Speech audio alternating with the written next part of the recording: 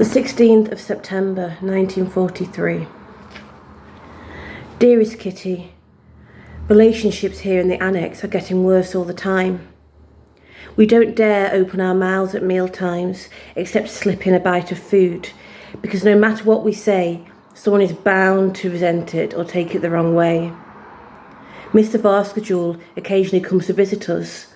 Unfortunately, he's not doing very well.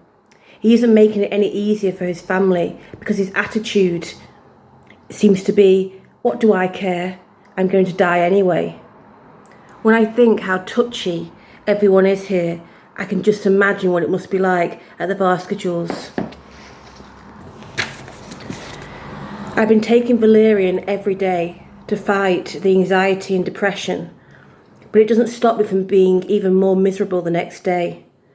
A good hearty laugh would help more than 10 valerian drops, but we've almost forgotten how to laugh. Sometimes I'm afraid my face is going to sag with all this sorrow and my mouth is going to permanently droop at the corners. The others aren't doing any better. Everyone here is dreading the great terror known as winter.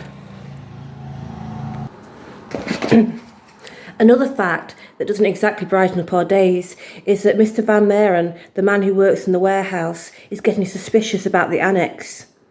A person with any brains must have noticed by now that Miep sometimes says she's going to the lab, Bep to the files, and Mr. Kleiman to the Alpaca stores, while Mr. Kugler claims the annex doesn't belong to the building at all, but to the one next door.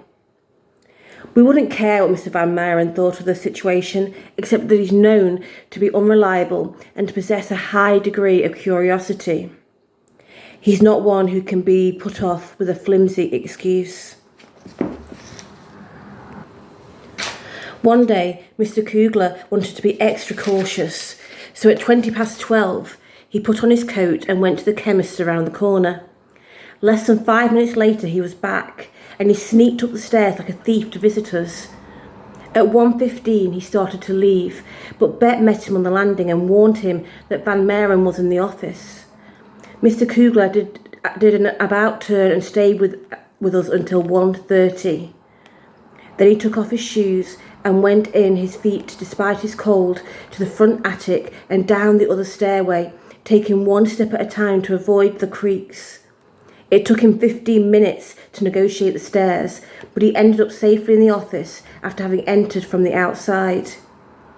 In the meantime, Bep had got rid of Van Maren and come to get Mr. Kugler from the annex, but he'd already left and at that moment was still tiptoeing down the stairs. What must the passers-by have thought when they saw the manager putting on his shoes outside? Hey, you there, in the socks. Yours, Anne.